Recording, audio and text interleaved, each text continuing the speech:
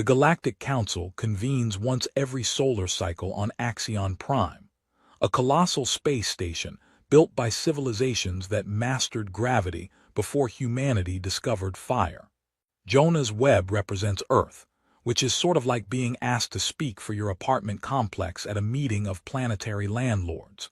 He sits in section 742, the nosebleed seats reserved for what the Council delicately terms observer species, and what everyone else calls the kids' table. His chair is designed for a species with 3 buttocks. Jonah's has 2. The math doesn't work out comfortably. He's attended 4 of these councils, spoken 0 times.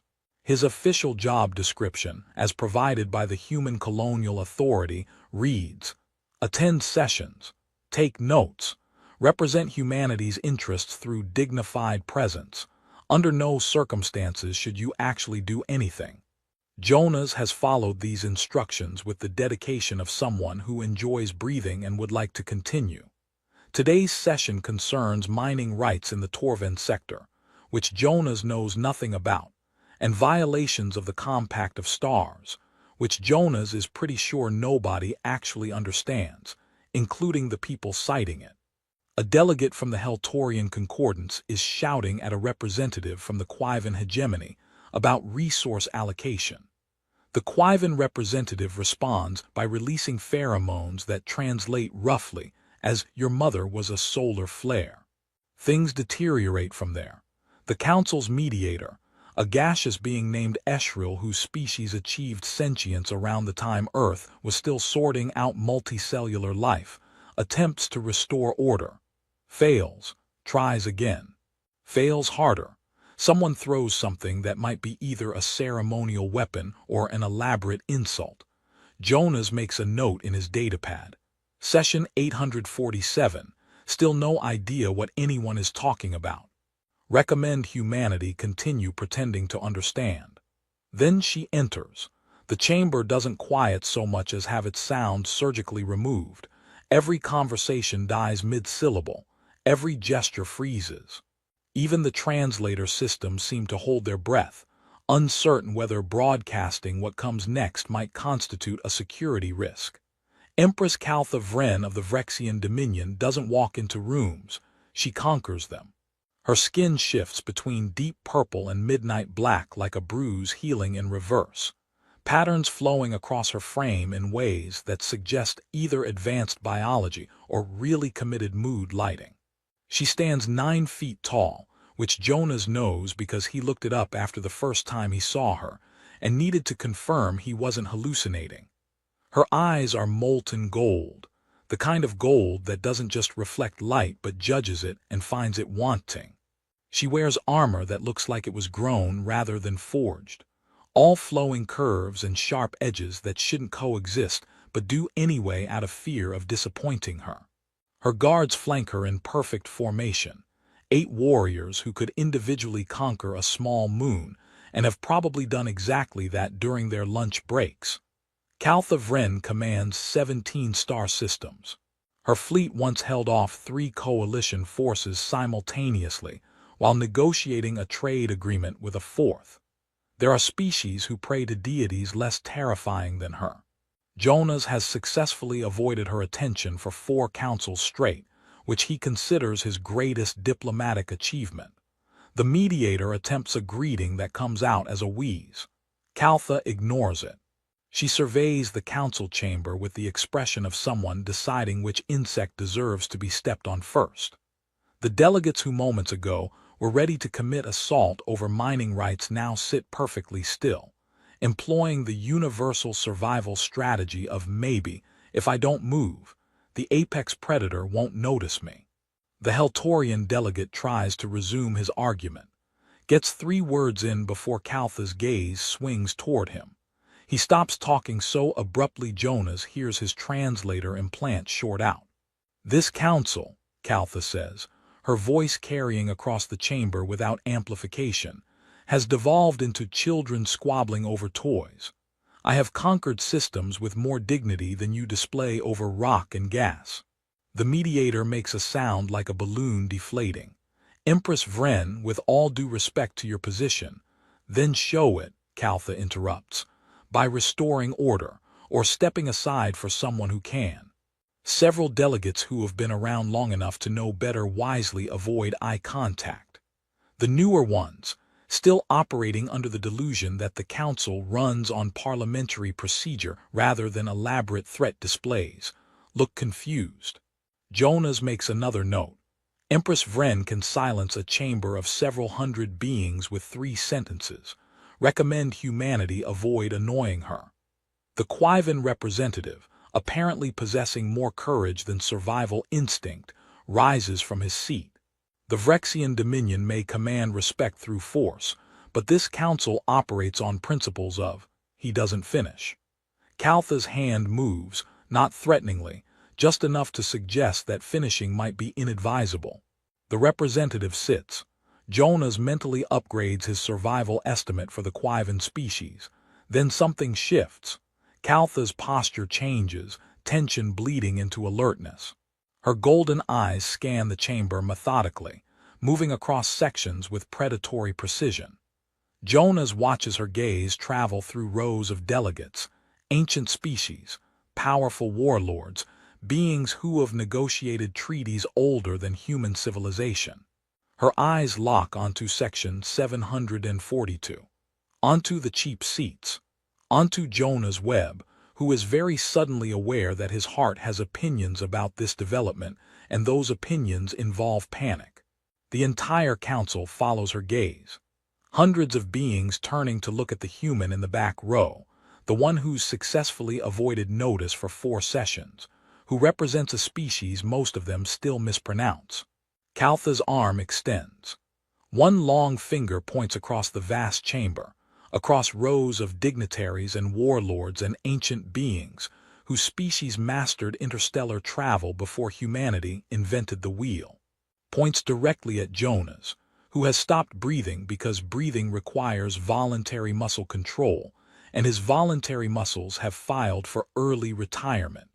Her voice carries like thunder deciding to be conversational.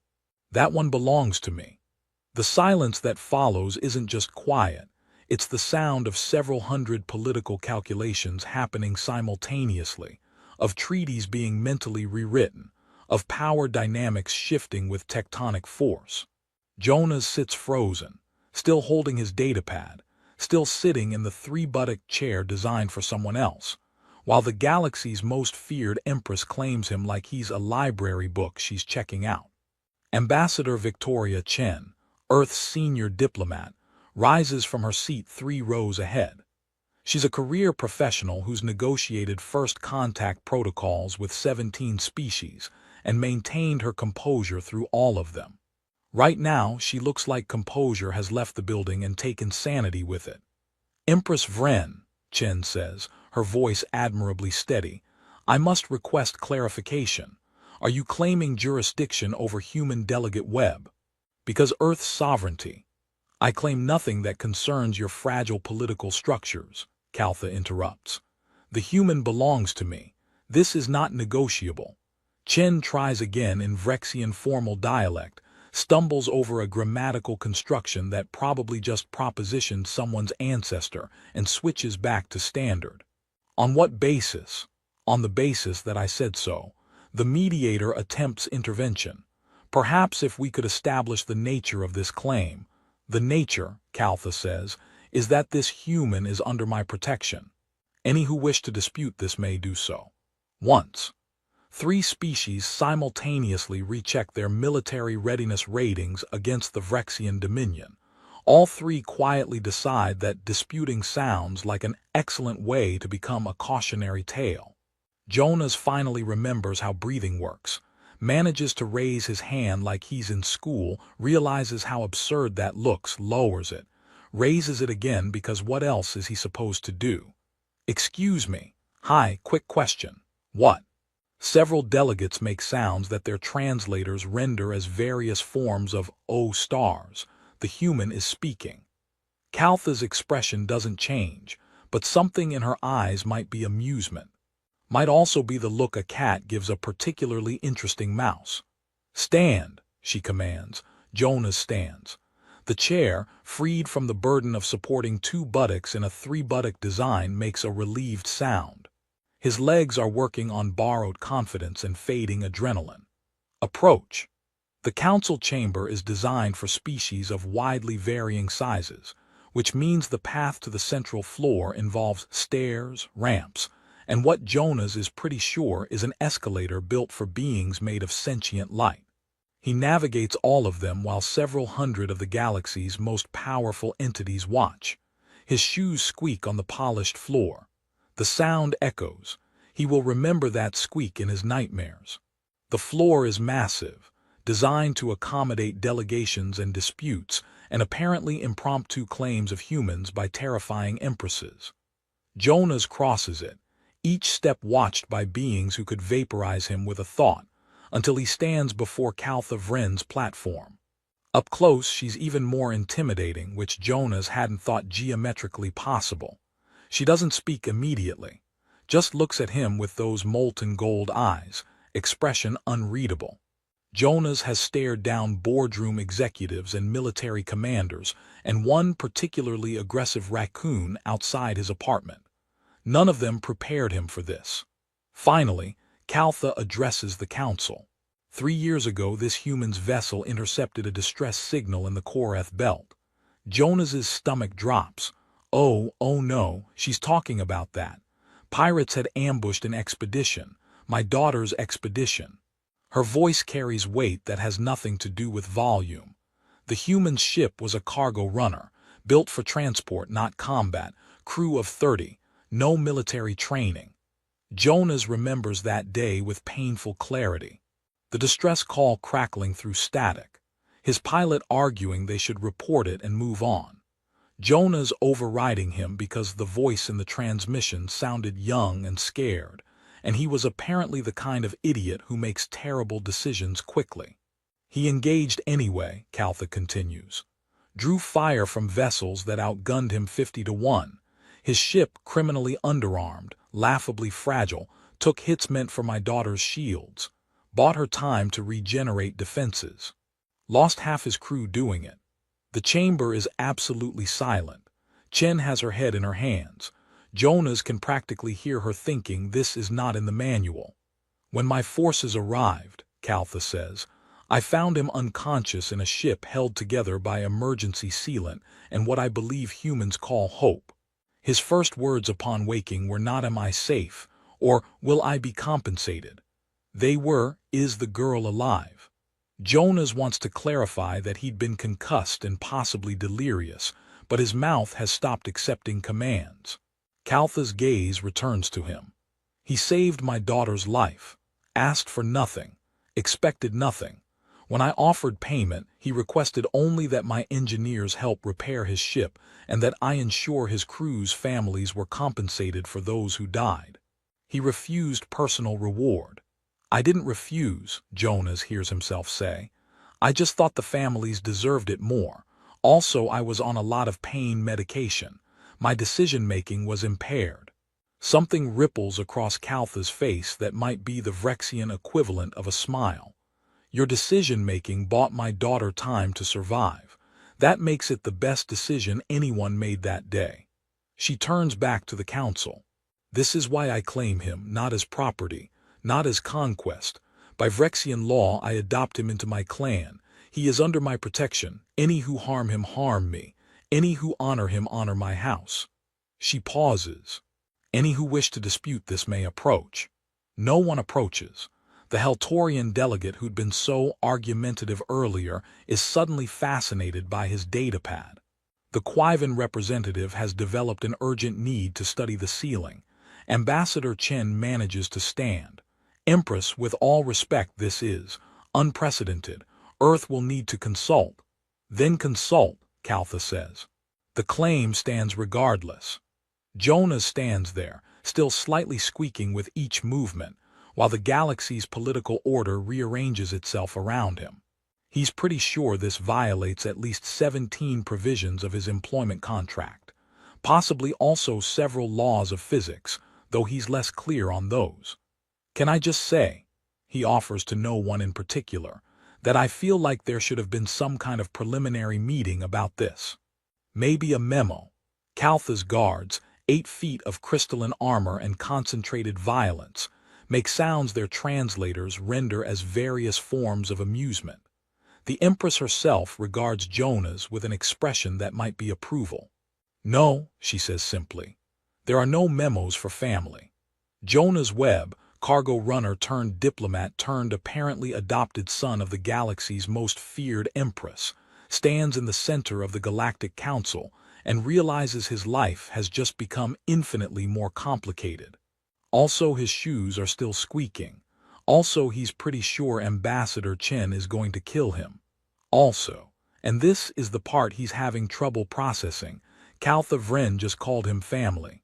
The galaxy, for its part, begins the difficult process of recalculating every assumption it had about humanity's place in the cosmic order. It's going to be a long session. The council adjourns in what Eshril, the mediator, diplomatically calls unprecedented procedural complexity, and what everyone else recognizes as barely contained chaos. Delegates huddle in clusters, translators working overtime to process conversations happening in 17 languages simultaneously. The Quivan representative is arguing with someone from the Seric Concordat. The Heltorians have formed a defensive semicircle and are emitting pheromones that translate as, "We need to discuss this internally for the next decade." Jonas stands near the central platform, still processing the last 2 hours, when Ambassador Chen materializes at his elbow with the intensity of someone whose carefully constructed diplomatic career just got hit by a meteor named Vrexian adoption. "My office," she says. "Now, is that an order or a strongly worded suggestion? Webb, I once negotiated a trade agreement with the Zinthri Collective while they were actively trying to eat me. Don't test my patience." Jonas follows her through corridors designed for species ranging from gaseous to gelatinous, past delegates who stop mid-conversation to stare at him with expressions ranging from curiosity to calculation. Someone from a species he doesn't recognize makes a gesture that his translator unhelpfully renders as untranslatable, possibly religious significance or elaborate insult. Chen's office is technically a diplomatic suite, which means it's slightly larger than a storage closet and features furniture that almost accommodates human physiology. She closes the door, activates a privacy field that hums with what Jonas hopes is routine security and not preventing screaming from escaping, and turns to face him. "Explain." "I would love to," Jonas says honestly. "But I'm approximately as confused as you are, just with more direct involvement." Chen sits heavily in a chair that was definitely designed for someone with a tail. "The Korath Belt incident, 3 years ago, that was you." "Technically, yes, though incident feels generous. Catastrophic lapse in judgment resulting in explosive decompression is more accurate. You engaged pirates to save a Vrexian princess." "I engaged pirates because someone was sending a distress call, and I apparently have no survival instinct.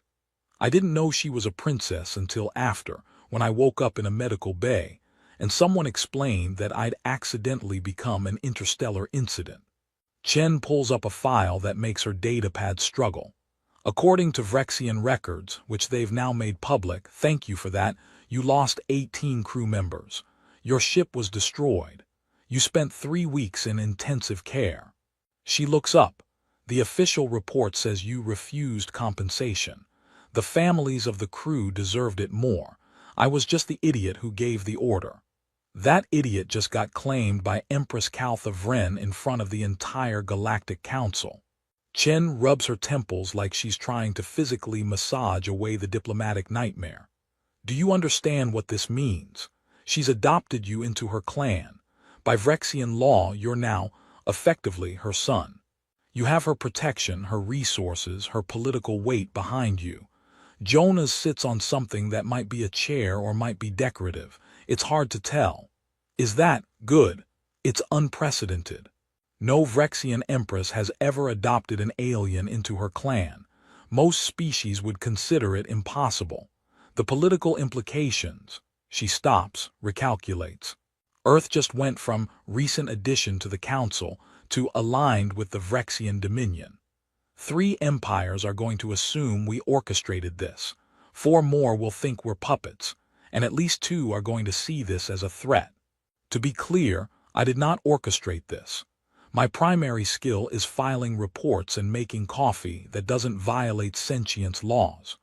Your primary skill, apparently, is making decisions that reshape galactic politics.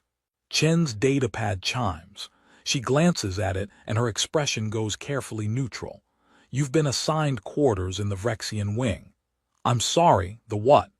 Kaltha's delegation has requested you be moved to their section for security and familial proximity. The council granted it. She looks at Jonas with something that might be sympathy. You're not a prisoner, but you're also not exactly free to just leave. Politically, you're now a very valuable chess piece. I don't want to be a chess piece. I want to file reports and occasionally say, noted, in meetings. Then, you shouldn't have saved a princess. Jonas's new quarters make his previous apartment look like a janitor's closet that gave up. The room is massive, designed for beings who consider cozy to be 30 feet of vertical clearance. The bed is large enough to land a small shuttle on. The gravity has been adjusted to Vrexian standard, which makes Jonas feel like he's walking through invisible syrup. 2 guards stand outside his door. Not human guards. Vrexian warriors, each 8 feet of crystalline armor and what Jonas's briefing materials diplomatically called advanced combat capability, and what he mentally translates as could rip me apart with their thoughts. Am I a prisoner? He asks them. No, delegate, one responds. Their translator gives them a voice like grinding rocks that learn to be polite. We are honor guard your protection. From what? Threats. What threats? All of them. Jonas decides not to pursue this line of questioning. He enters his quarters, tries to figure out how the door works, eventually just walks through it and hopes for the best. The room contains furniture that looks like it was grown rather than built. A viewport shows Axion Prime's exterior, stars wheeling past in patient rotation. Something that might be a bathtub or might be a small swimming pool occupies one corner. He's attempting to determine whether the bed is alive when someone knocks. The sound is perfectly calibrated, not aggressive, not apologetic, just the audio equivalent of "you will answer this door." Kaltha Ren stands in his doorway. She's changed from her formal armor into something that still looks like it could stop small arms fire, but with fewer ceremonial spikes. Her guards flank her but remain in the corridor, giving the impression of privacy while making it clear that privacy is a gift she's granting. May I enter? She asks it like a courtesy, but Jonas has the distinct impression that no isn't actually an option. Sure, yes, please. This is apparently your space station anyway. She enters, and the room somehow feels smaller despite her being a fraction of its volume. She doesn't sit, just stands there looking at him with those golden eyes that seem to see through skin and bone into the part of him that makes terrible decisions. You're uncomfortable, she observes. I'm a cargo runner pretending to be a diplomat who just got adopted by an empress in front of several hundred civilizations. Uncomfortable feels like understatement. Something that might be amusement flickers across her face. You keep calling yourself a cargo runner. You were captain of that vessel. Captain of a ship that hauled agricultural supplies and occasionally smuggled liquor when port authorities weren't paying attention. Not exactly military command. Yet you gave orders that saved my daughter's life. She moves to the viewport, her reflection ghosting across the stars. Do you remember her? Jonas does. Zira. Young by Vrexian standards. Maybe equivalent to a human teenager, though she'd commanded that expedition with more authority than Jonas had managed in his entire career. Her ship had been surrounded, shields failing, when he put his cargo runner between her and the pirates. Not because he'd calculated odds, because her distress call had sounded scared and young, and he'd apparently been raised to make stupid, heroic choices. I remember pulling her ship out of a debris field while mine screamed about structural integrity. She thanked me afterward, called me brave fool in standard. I took it as a compliment. It was. In Vrexian culture, acknowledging foolish bravery is high praise. Caltha turns from the viewport. She survived because you didn't calculate, didn't weigh political costs or strategic value. You saw someone in danger and responded. Most species here today would have run probability assessments first. Probably would have been smarter. Probably. But my daughter would be dead. Her voice carries weight that has nothing to do with volume. That's why I claimed you today. Not because you're strategically valuable. Not because I want leverage over Earth. Because you did something most beings in that council chamber would consider irrational. You helped without asking what you'd gain. Jonas sits on the bed. It is definitely alive, adjusting to his weight with what feels like concern. You could have just sent a thank you card. I could have, but you don't understand what you did. Caltha moves closer, and Jonas notices for the first time that her skin patterns aren't random. They're language, constantly shifting, telling stories he can't read. In Vrexian culture, saving a clan member's life creates a debt. Not financial, spiritual. When you saved Zira, you became part of my clan whether I acknowledged it or not. Today, I simply made it official. By announcing it in front of the entire galaxy. By ensuring everyone knows you're under my protection. Her expression hardens. There are factions here who would use you as leverage against Earth. Others who would eliminate you to prevent Vrexian-human cooperation. My claim makes that impossible. Harming you now means declaring war on my dominion. So I'm protected, yes. And also bait. Also yes. She doesn't apologize for it. Politics is violence with better vocabulary. You're valuable now, which makes you a target. But you're also mine, which makes targeting you fatal. Jonas processes this. Tries to decide if he should feel grateful or terrified. Settles on both. Ambassador Chen thinks this is going to cause a political crisis. Ambassador Chen is correct. 3 empires have already lodged formal complaints. 2 are threatening to withdraw from the council. And someone, I don't yet know who, has put a price on your life. I'm sorry, what? A contract, issued approximately 2 hours ago. Significant sum. Whoever wants you gone is well-funded and politically connected. She says it like she's discussing weather. My intelligence services are investigating. Until they identify the source, you'll remain under guard. This is insane. A week ago my biggest concern was whether the coffee machine would be fixed. Now someone wants me dead because I accidentally became politically significant. Welcome to galactic politics, Caltha says. It's worse than your coffee machine. At least that only threatens you with bad beverages. Jonas laughs. It comes out slightly hysterical.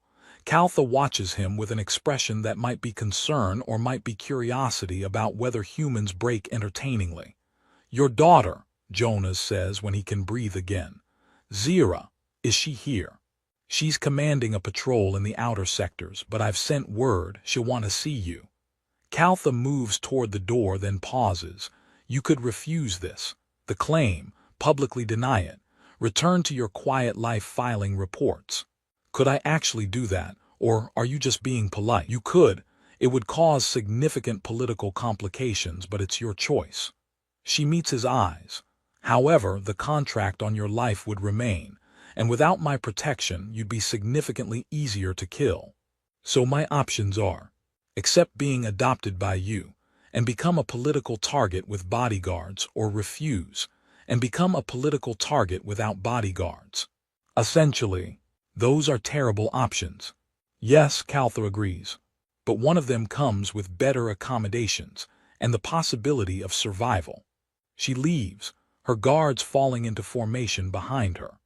Jonas sits on his possibly sentient bed in his absurdly large quarters and stares at the stars wheeling past. Somewhere out there, someone wants him dead.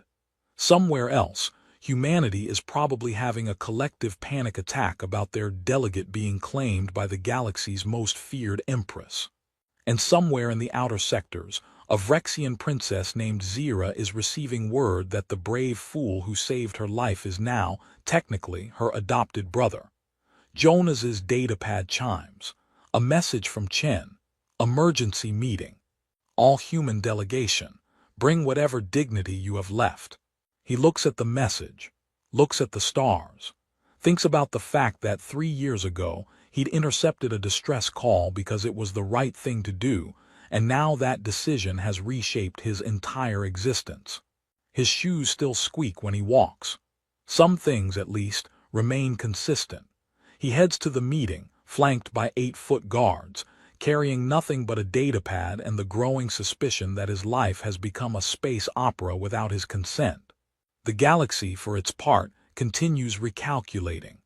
The second council session opens with what Eshril diplomatically calls heightened security protocols, and what everyone recognizes as, we're one insult away from open warfare.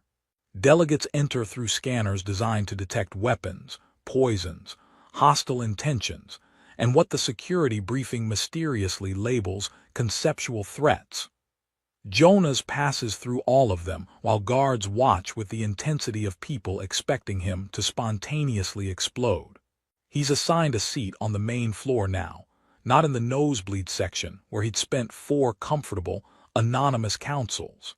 The chair is designed for beings with spines that bend in directions human spines were never meant to consider. Ambassador Chen sits 2 seats over, radiating the energy of someone who hasn't slept and has been having extensive conversations with Earth's government that probably involved phrases like interstellar incident and career-ending disaster. Kaltha's delegation occupies the section directly across from him. The Empress sits on her throne, because of course it's a throne, regular chairs being apparently beneath her station, surrounded by advisors and warriors who look like they eat starships for breakfast. She doesn't acknowledge Jonas directly, but he catches her watching him with an expression that might be protective or might be the way a chess player watches a particularly important pawn. The mediator calls the session to order with the enthusiasm of someone who'd rather be literally anywhere else. We continue discussions regarding resource allocation in the Torven sector, as well as addressing recent developments in diplomatic protocols. Recent developments is apparently code for yesterday the Vrexian Empress adopted a human and we're all still processing. Several delegates shift uncomfortably. The Heltorian who'd been so vocal last session is conspicuously quiet, suddenly fascinated by his datapad settings menu. A representative from the Seric Concordat rises. He's tall, crystalline, and his species communicates partly through color shifts that Jonas's translator struggles to parse. Before we continue standard proceedings, I believe the Council deserves clarification regarding Empress Ren's unprecedented claim. There is nothing to clarify, Kaltha says without standing. The matter is settled. With respect, Empress, the implications affect multiple treaty frameworks. If the Vrexian Dominion is now formally aligned with Earth. We are not aligned, Kaltha interrupts. I have adopted one human into my clan. This does not constitute a military or economic alliance between our peoples. It is a personal matter. A personal matter announced before the entire Galactic Council, the Seric delegate counters. His crystalline surface shifts through colors Jonas's translator renders as skeptical diplomacy. One that grants a member of an observer species access to Vrexian resources and protection typically reserved for family, Kaltha finishes, which he is. Do you wish to dispute the right of a sovereign ruler to choose her clan? The delegate's colors shift rapidly. Jonas's translator gives up and just displays complex emotional state, possibly frustration mixed with survival instinct. No dispute intended, Empress, merely seeking understanding of how this affects existing protocols. It affects them minimally, Kaltha says, unless you intend to harm him. Then it affects them significantly. The chamber goes quiet in that particular way that means everyone's doing threat calculations. The Sarek delegate sits slowly, his colors settling into what Jonas's translator suggests means tactical retreat. Eshril attempts to redirect. Perhaps we could return to the matter of Torvin sector mining rights. I have a question, someone says. It takes Jonas a moment to realize the voice came from him.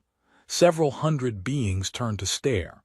Ambassador Chen makes a sound like a tea kettle achieving consciousness.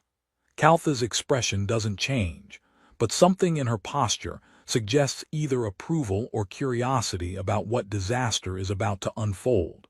Human delegate Webb, Eshril says with the tone of someone watching a moon fall toward a planet and being powerless to stop it. You wish to address the council. I just think it's weird that we're arguing about whether I'm strategically significant when, literally yesterday, I was filing reports about grain shipments. Like if I'm suddenly important enough to cause political crises, shouldn't someone have mentioned that earlier? Maybe during orientation. Several species make sound their translators struggle with. The Quivan representative's pheromone release translates as, "Is the human having a breakdown or is this strategy?" Mr. Webb, Ambassador Chen says quietly, urgently, "Perhaps we should discuss this privately." "No, I think he has a point," says a delegate from the Kithrin Assembly. A species whose resemblance to 6-foot-tall praying mantises makes Jonas deeply uncomfortable. We're treating this human as a political chess piece while he sits among us. Perhaps we should ask what he wants. "What I want," Jonas says, because apparently his mouth has decided to operate independently of his survival instinct, is for everyone to stop acting like I'm some kind of strategic asset. 3 years ago I pulled someone out of a combat zone because it seemed like the thing to do. That's it. No grand strategy, no political calculation, just a cargo runner making bad decisions quickly. Bad decisions that saved my daughter's life, Kaltha says. She stands now, and the chamber's attention shifts to her like gravity reasserting itself. Bad decisions that most of you would call heroic if they'd been made by your own species. But because a human made them, you question motive, seek hidden agenda, assume complexity where there was only compassion. The Sarek delegate's colors shift again. Empress, no one questions the human's actions. We question the implications. You question whether humanity deserves recognition, Kaltha says flatly. Whether a young species that's barely mastered fold space travel has earned a place among elder civilizations. You saw my claim as proof of human scheming rather than Vrexian gratitude. She moves down from her platform, each step deliberate. So let me clarify. I claim Jonah's Webb because he possesses something most of you have forgotten, the instinct to help before calculating benefit. And if that makes him strategically valuable, perhaps you should examine why compassion has become rare enough to be remarkable. The silence that follows is the kind that precedes either violence or epiphany. Jonas isn't sure which is more likely and isn't sure which is preferable. Then the Sarek delegate does something unexpected. He stands again, his crystalline structure shifting through a complex pattern Jonas's translator labels as formal acknowledgement of valid point, with undertones of embarrassed agreement. The Empress speaks with uncomfortable accuracy, he says. The Concordat withdraws its concerns. Other delegates begin murmuring. The Heltorians release pheromones that suggest grudging respect. A representative from a species Jonas doesn't recognize makes a gesture that might be approval or might be a sneeze. It's honestly hard to tell. Eshril looks like someone whose worst-case scenario just inverted into a best-case scenario, and they're not sure how to process it. Then perhaps we can move forward with. The explosion is small, professional, designed not to destroy the chamber but to kill one specific target. Jonas sees the flash before he hears the sound, his brain processing, that's a weapon discharge, half a second before his body decides on falling sideways as its preferred survival strategy. Something impacts his chair with enough force to vaporize the section where his head was. He hits the floor, actual floor, not the anti-gravity cushioning most species get, and rolls, years of cargo hold accidents giving him reflexes that diplomatic training never covers. Someone is screaming. Multiple someones. His translator is trying to process 17 languages of panic simultaneously and producing an audio experience like cats fighting in a synthesizer. Through the chaos, Jonas sees the shooter. The Sarek delegate who'd just withdrawn his concerns, his crystalline form now glowing with energy that shouldn't be possible after passing security. In his hand, if hand is the right word for the manipulator, appendage is a weapon that looks like it was grown rather than manufactured. The delegate is lining up another shot when something massive moves with impossible speed. Caltha crosses the distance between her platform and the Sarek delegate in less time than it takes Jonas to process that she's moving. Her arm, just her arm, nothing else, extends and intercepts the blast. The energy hits her skin and simply stops. Doesn't dissipate, doesn't reflect, just absorbs into the shifting patterns across her form like water into sand. She redirects it with a gesture, sending the blast back toward its source with what Jonas can only describe as casual contempt. The Sarek delegate tumbles backward into 3 rows of seats. His weapon clatters across the floor, leaking energy that makes Jonas's teeth ache. Caltha's guards are moving now, securing the shooter, scanning for additional threats, forming a protective barrier around their Empress that coincidentally also protects Jonas because he's still on the floor approximately 3 feet from her. Caltha looks down at him. "Are you harmed?" Jonas takes inventory. His shoulder hurts where he hit the floor. His dignity is thoroughly destroyed. His suit has acquired a tear that's definitely going to show up in official photos. "I'm okay." Mostly surprised and possibly traumatized. Is traumatized an option? Yes. She offers her hand. It's easily twice the size of his, and when he takes it, she pulls him upright with enough ease that he feels like a child being helped up after a fall. Which, given their relative sizes and power levels, isn't far from accurate. The chamber is pandemonium. Delegates shouting in languages that make Jonas's translator emit sounds like dial-up internet achieving consciousness. Security forces flooding in from every entrance. Medical teams rushing toward the Sarek delegate, who's not moving and might not ever move again, given the smoking crater where his thorax used to be.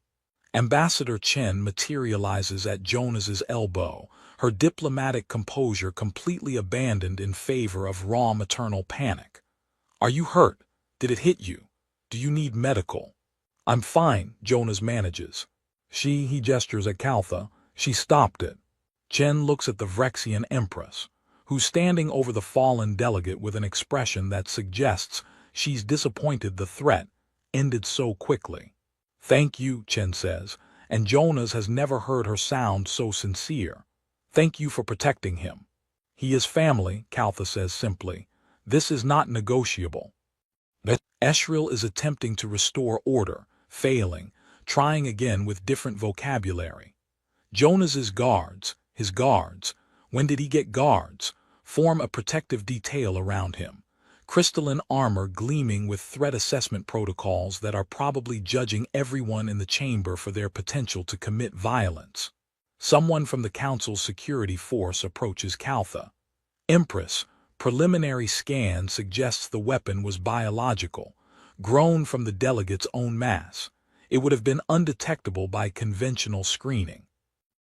"Then your conventional screening requires improvement," Caltha says. She hasn't moved from her position between Jonas and the rest of the chamber.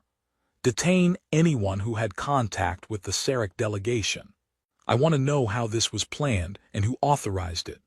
"Empress, with respect, we don't have jurisdiction to." "You do now. Or you can explain to the Council why you allowed an assassination attempt during an official session." She doesn't raise her voice, doesn't need to, choose quickly. The security officer chooses the option that doesn't involve explaining failures to an angry Empress. Smart choice, Jonas thinks. The chamber is being evacuated in controlled chaos. Delegates filing out under heavy guard, murmuring in languages that Jonas's translator gives up trying to parse. He catches fragments. Unprecedented breach. Vrexian response. The human survived. Ambassador Chen is talking rapidly into a communication device, presumably updating Earth's government that their delegate almost died but didn't, which is probably going to require extensive paperwork and possibly therapy for everyone involved. Caltha's guards escort Jonas toward an exit, the Empress walking beside him like a living shield. They pass the fallen Sarek delegate, being loaded onto a medical platform by beings wearing armor that suggests they expect him to spontaneously reanimate and resume violence. Was he working alone? Jonas asks. Unknown, Caltha says, but unlikely. Biological weapons require resources and planning. Someone funded this. Someone with access to Council security protocols. Someone who really doesn't want humanity, and the Vrexian Dominion being friendly. Yes, they reach a secure corridor, guards posted every 20 feet, surveillance systems so dense Jonas can practically feel them analyzing his biometrics. Caltha stops, turns to face him fully. This will not be the last attempt, she says, not warning, just fact. You've become valuable, a symbol of cooperation between our peoples. There are factions who would rather see that cooperation fail violently than succeed quietly. So what do I do? Hide, go back to Earth and pretend this never happened. You could, but the contract on your life doesn't expire simply because you leave, and your planet lacks the resources to protect you from threats that can infiltrate the Galactic Council itself. She pauses. Or you remain under my protection, except that you're now part of something larger than cargo routes and grain shipments. Jonas looks at her. At this being who conquered star systems and commands fleets, and just absorbed a weapons blast meant to kill him like it was a mild inconvenience. Who's offering him protection, family, a place in galactic politics he never wanted and definitely doesn't feel qualified for. Can I at least get a weapons tutorial? He asks. Because if people are going to keep trying to kill me, I'd like to at least know which end of the gun is dangerous. Something that might be a smile crosses Caltha's face. That can be arranged. And better shoes, these ones squeak. It's embarrassing during assassination attempts. I'll have my logistics officers address it. And maybe therapy. Do Vrexians do therapy? Because I think I need therapy. We have combat counselors. That's probably close enough.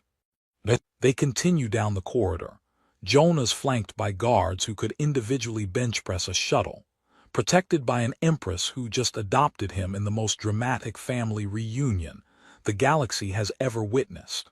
His datapad chimes, a message from someone whose ID is just a string of numbers. You survived. Impressive. Offer increased. Next attempt will be more creative. Jonas shows it to Caltha. She reads it, her skin patterns shifting through colors that his translator suggests mean various forms of anticipated violence. Good, she says. I prefer challenges. Jonas Webb, cargo runner turned diplomat turned political target turned adopted son of the galaxy's most dangerous empress, follows her toward whatever secure location she's chosen for him, and tries to remember when his life became a space opera without his consent. His shoes still squeak. At least that's consistent. The secure bunker, because apparently Jonas's life now includes the phrase secure bunker, is located in Axion Prime's inner ring, protected by shields that could stop a small fleet and guards who look like they eat small fleets for breakfast. The room is designed for emergency council sessions, which means it's simultaneously heavily fortified and diplomatically neutral, with furniture that accommodates approximately 40 different body types and lighting that doesn't give any one species-specific migraines. Jonas sits in a chair that's only mildly uncomfortable, which counts as luxury given the day he's had. His shoulder aches where he hit the floor. His suit is ruined. His datapad keeps chiming with messages from Earth's government that he's ignoring because he's pretty sure they're all variations of what the hell is happening. Ambassador Chen paces, which in the low-gravity section means she occasionally drifts upward and has to grab handholds. 3 factions have claimed responsibility for the assassination attempt. 2 of them are historically opposed to each other. 1 doesn't actually exist according to council records. So we have no idea who's actually responsible, Jonas says. Correct, but Caltha's intelligence services are investigating. Chen stops pacing, anchors herself to a handhold. The Sarek Concordat is in chaos. They claim the delegate acted alone, that he was radicalized by extremist elements. They're offering full cooperation with the investigation and apologizing profusely. They're scared of Caltha. Everyone's scared of Caltha. She just absorbed a directed energy weapon and returned it with enough force to vaporize the shooter. There are species with entire militaries who can't do that. Chen looks at Jonas. You realize what this means, don't you? You're not just politically valuable anymore. You're the human under Empress Ren's personal protection, the one she physically shielded from assassination. That changes everything. Changes it how? It proves she meant what she said. That you're family, not political convenience. Empresses don't take weapons blasts for strategic assets, Jonas. They take them for people they care about. Jonas processes this, tries to fit it into his worldview where 3 weeks ago his biggest concern was coffee machine maintenance. Fails. So what happens now? Now Earth has to decide whether to leverage this connection or distance ourselves from it. The Council has to determine whether assassination attempts during sessions are now acceptable political strategy. And you have to decide whether you're willing to be the symbol of human-Vrexian cooperation, or whether you want to try returning to normal life. Can I return to normal life? Honestly, probably not. The contract on your life is still active. Someone, we don't know who, wants you dead badly enough to fund multiple attempts, and without Vrexian protection. Chen doesn't finish the sentence. Doesn't need to. The door opens with security protocols that probably violate 3 dimensions. Caltha enters, flanked by advisors who look like they've been having intense conversations in languages Jonas doesn't speak. She's changed armor again. This version looks more practical, less ceremonial, designed for someone expecting violence rather than pageantry. The investigation has produced preliminary results, she says without preamble. The Sarek delegate was compromised 3 days ago. Biological weapon implanted during what appeared to be a routine medical procedure. He likely didn't know he was carrying it until it activated. So he was a patsy, Jonas says. Essentially, the real threat is whoever authorized the implantation. Someone with access to Sarek medical facilities and advanced biotechnology. Caltha's expression hardens, and significant funding. The weapon was sophisticated, military grade, not something terrorists acquire easily. You think it's a government, Chen says.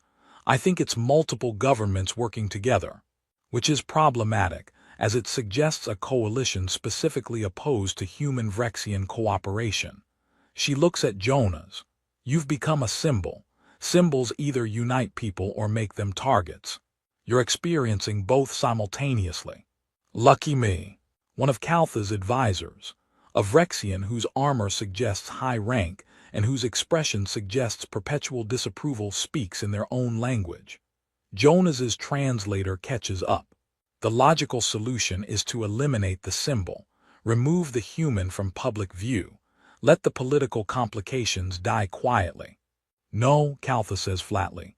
Empress, with respect, his presence creates risk. His presence creates opportunity. For the first time in centuries, species are questioning their assumptions about newcomers, about whether military might is the only currency worth respecting. She turns to Jonas. You saved my daughter not because it was strategic but because it was right. That resonates. That matters. Hiding you now would suggest we're ashamed of that. That compassion should be concealed when it becomes inconvenient. The advisor makes a sound like crystalline disapproval but doesn't argue further. Chen's datapad chimes. She reads it, her expression shifting through several emotions before settling on resigned concern. Earth's government has issued a formal statement.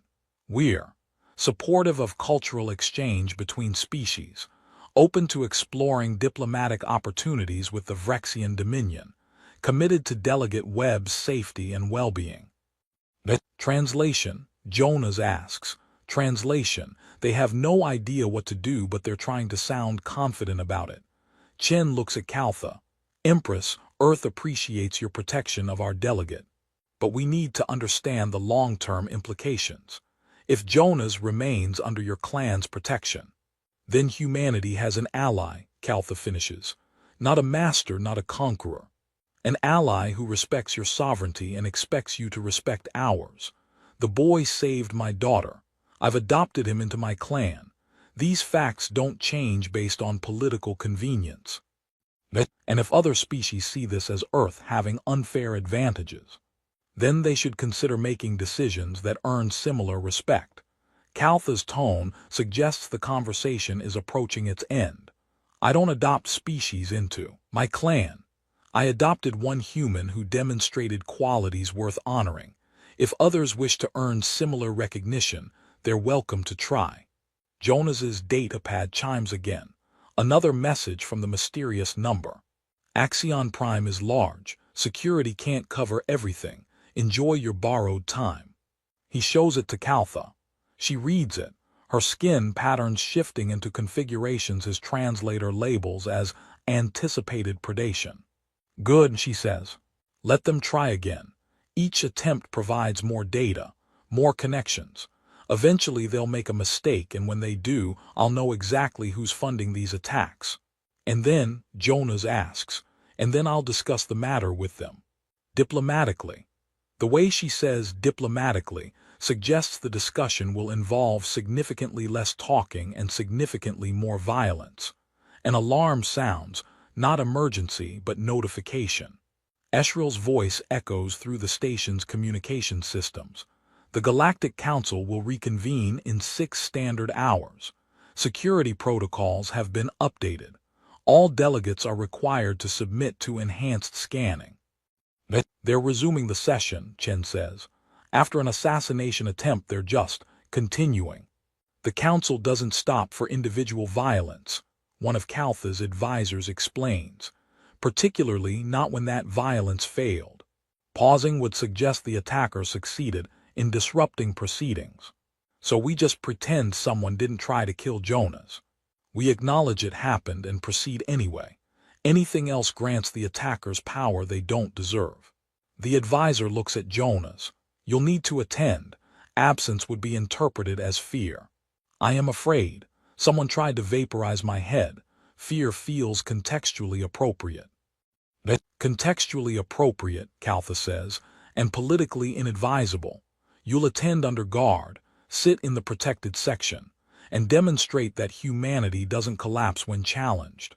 Jonas looks at her, at Chen, at the advisors who are discussing his survival like it's a logistics problem rather than his entire existence.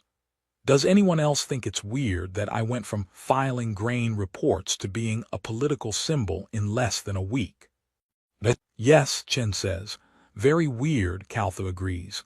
Unprecedented, adds an advisor. But also, Caltha continues, irreversible. You can't unfill reports that reshape politics, Jonas.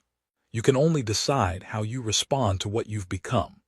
The 6 hours pass in a blur of security briefings, armor fittings, because apparently Jonas now gets armor, and a very uncomfortable conversation with Earth's president via encrypted channel that mostly involves her saying, "Try not to die," in increasingly creative ways while pretending it's diplomatic guidance.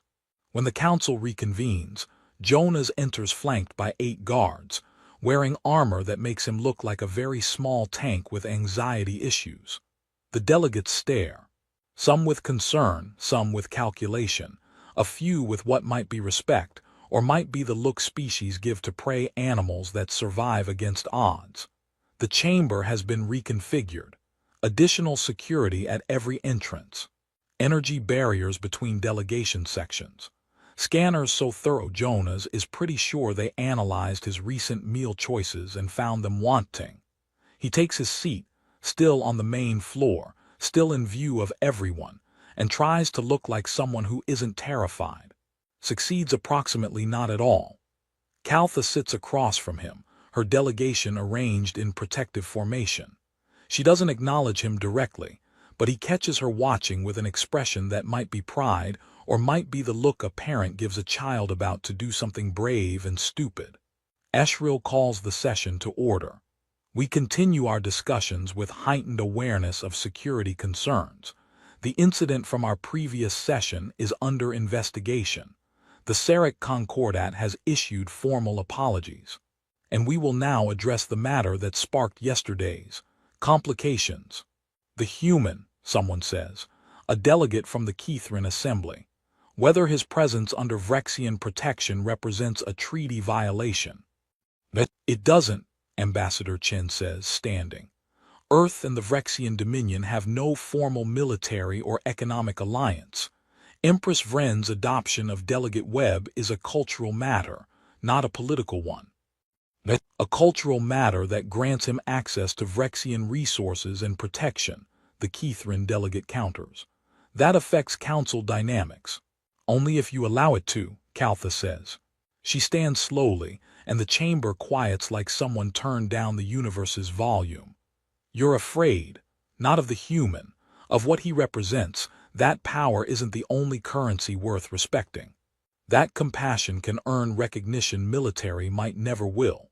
You see my claim as threat because it challenges your assumptions about hierarchy. The Kithrin Assembly challenges nothing, the delegate says. We merely seek clarity on whether humanity deserves a place here, Kaltha finishes. They do, not because of technology or territorial expansion, because one of them made a choice that saved my daughter when calculation would have demanded he flee.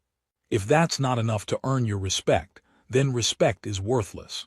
The chamber erupts, arguments in 17 languages, pheromones suggesting every emotion from agreement to rage. Someone from a species Jonas doesn't recognize makes a sound like a piccolo having an existential crisis. And through it all, Jonas sits in his uncomfortable armor, flanked by guards, watching the galaxy argue about whether he deserves to exist in this space. Then something unexpected happens. The Heltorian delegate stands. The one who'd been so vocal at the first session, so quiet after Kaltha's claim. He releases pheromones that Jonas's translator renders as formal address with undertones of embarrassed sincerity. The Heltorian concordance acknowledges Empress Ren's point. We have been. He pauses, searching for words, ungenerous in our assessment of humanity. The human delegate saved a life at great cost. This demonstrates qualities we claim to value but rarely recognize in newcomers. The concordance withdraws its objections. Other delegates begin shifting. The Quivan representative speaks. The hegemony concurs. If assessment of worth is our purpose, the human has demonstrated it. One by one, species that had questioned humanity's place begin acknowledging Jonas's actions. Not all of them, not even most, but enough that the tone shifts from, should humans be here, to humans are here and we must adapt. Kaltha catches Jonas's eye across the chamber. Doesn't smile. Vrexians don't really do smiles the way humans understand them, but something in her expression suggests satisfaction. Eshril attempts to restore order. Then perhaps we can move forward with standard council business. One moment, Jonas says, because apparently his mouth still operates independently of his survival instinct. The chamber goes quiet. Human delegate Webb, Eshril says with the tone of someone watching a moon fall and being powerless to stop it. You wish to address the council. I just want to say thank you to Empress Ren for protecting me, to the delegates who have supported humanity's presence here, and to whoever keeps trying to kill me. He pauses. Please stop. It's inconvenient and I have reports to file. Several species make sounds that their translators struggle to parse. The Kithrin delegates' mandibles do something that might be laughter. And Kaltha, Empress of the Vrexian Dominion, conqueror of star systems, makes a sound that Jonas's translator labels as amused approval with undertones of this human will be the death of me, but at least it won't be boring. The council session continues. Jonas survives it, files his report afterward, which mostly consists of tried not to die, mostly succeeded, recommend hazard pay. 6 months later, Earth signs a formal cooperation agreement with the Vrexian Dominion. Not an alliance, both governments are careful about that, but a framework for cultural exchange and mutual support. Jonas becomes humanity's official liaison, which mostly involves attending meetings where he's wildly out of his depth and somehow not dying. Zira visits monthly, bringing her mother's gifts and terrible jokes she's learned from human entertainment broadcasts. The assassination attempts continue, 3 more over the following year, each one more creative and each one failing more spectacularly. Caltha's intelligence services eventually trace the funding to a coalition of species so opposed to change that they'd rather commit violence than adapt. The coalition collapses after Caltha discusses the matter diplomatically with their leadership. Nobody asks for details. Nobody needs to. And sometimes, when Jonas stands before the Galactic Council and speaks on behalf of humanity, he sees Caltha watching from her throne with an expression that might be pride. Might be the look a parent gives a child who's exceeded every expectation by simply being themselves. The galaxy learned something in those months after Jonah's web saved a princess and got adopted by an empress. That worth isn't measured in weapons or territory or years of history. That sometimes the most powerful thing a species can offer is the willingness to help when helping makes no strategic sense. That humanity, young and small and wildly out of their depth, had earned their place among the stars not through conquest but through compassion. And that Jonah's web, cargo runner turned diplomat turned symbol, had changed galactic politics by doing the simplest, most human thing possible. He'd seen someone in danger and decided to help. His shoes still squeak. The council still argues. The galaxy still turns. But somewhere in the Vrexian wing of Axion Prime, in quarters designed for beings twice his size, Jonah's web files his reports and knows that he's exactly